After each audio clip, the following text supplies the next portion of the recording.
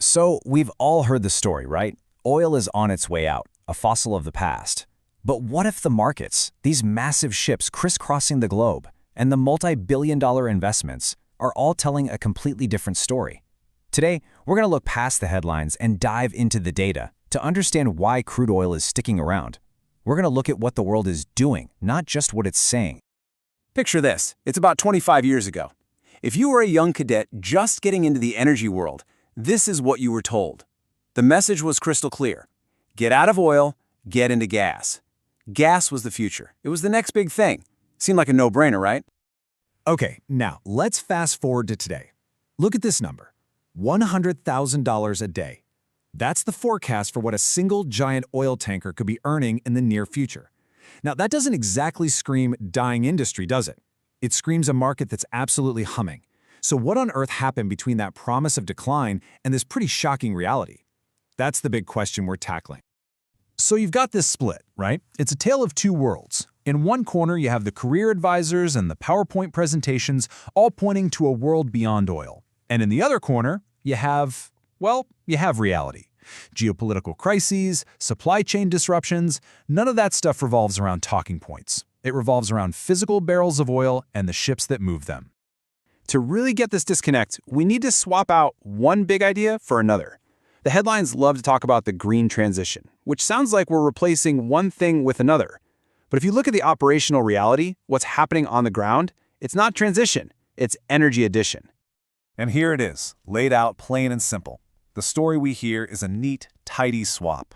Out with the old, in with the new. But the reality is, global energy demand is a hungry beast, and it just keeps growing. We aren't swapping, we're stacking. We're layering new energy sources on top of the old ones just to keep the lights on. So here's the crucial part. When some massive new demand for electricity pops up, it doesn't just neatly plug into the newest wind farm. No, it sucks power from the entire grid, the whole messy, interconnected system of old and new. The grid's number one job is stability, and that stability still depends on that old-school energy backbone. And speaking of new demand, let's talk about AI. The AI revolution is creating an absolutely insane need for power. These giant data centers are energy hogs, and they need reliable 24/7 baseload power. And they need it now, faster than we can build new green capacity. This is just pouring fuel on the fire for energy addition. All right, so that brings us back to that original question. Why didn't gas just take over like everyone thought it would? Well, it turns out that whole story had three pretty big flaws, three things it just didn't account for. First, this idea of a neat handover from oil to gas, it's a myth. That's just not how massive, complex systems work. Second, you have the absolute behemoth of oil's existing infrastructure. It's there, it's paid for, and it works. Gas needs brand new, highly specialized stuff. And third, as we just saw, is the real star of the show, the power of addition. Let's just stop for a second and appreciate what embedded infrastructure actually means here. We are not talking about a few pipes. We're talking about a vast, global web of refineries, ports, entire fleets of ships, plus all the complex financial markets and geopolitical muscle built around it for 100 years. It's an entire ecosystem. And the kicker? It's already built. It's paid for. It just works. Okay, so the theory makes sense, but talk is cheap, right? Let's follow the money. Because when serious capital starts making huge long-term bets, you should probably pay attention. And right now, the market is flashing three incredibly clear signals about oil's future. Signal number one is capital commitment. Let me ask you this. Would you spend hundreds of millions of dollars on a giant ship that's going to last 25 years to carry a product you think is going to be obsolete in 10? No way. Ordering one of these tankers is a multi-decade bet on crude oil. It's money talking way louder than slogans.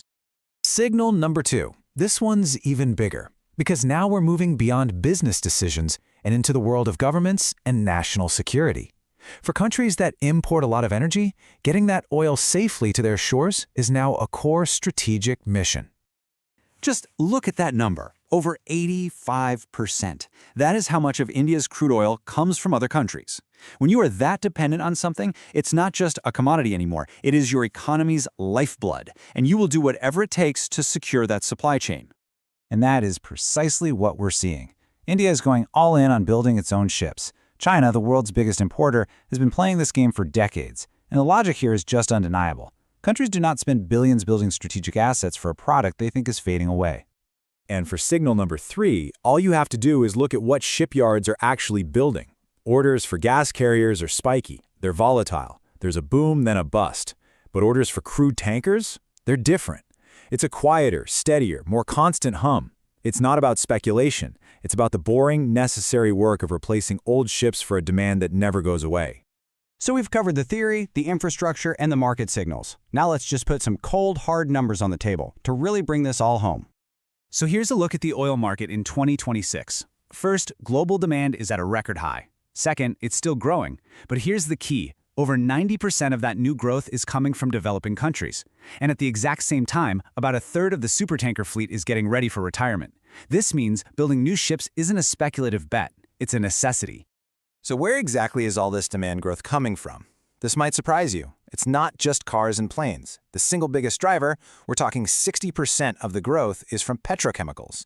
You know, the building blocks for plastics, electronics, life-saving medical equipment, basically everything that makes modern life possible. And this is the most fascinating plot twist of all. The green transition itself is hungry for oil. Those giant wind turbine blades, the components in solar panels, parts for EVs, they all require massive amounts of materials made from oil. So the great irony is, the more we build a green future, the more oil we actually need right now to get there.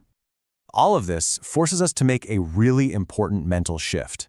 If you want to understand the future of energy, you have to stop looking only at the headlines from Europe and North America.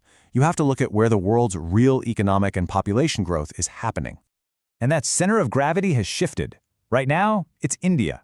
As the world's fastest-growing major economy, its demand is going to be the engine of the global oil market for decades. And once you start looking at the world from that perspective, the story of oil's imminent death starts to sound less like a global fact and more like a regional narrative. And that's really the whole takeaway here. The market doesn't need to shout. It signals this reality quietly through these huge, slow-moving decisions: where to invest billions, how to secure a nation's future. Over time, if you just watch what the world does instead of what it says, the signal becomes crystal clear. So I'll just leave you with this one question. Whether you're in this industry or just trying to make sense of it all, it's worth asking yourself, is your point of view built on popular slogans, or is it grounded in the physical, structural realities of how the world is actually powered and built? The answer to that changes everything.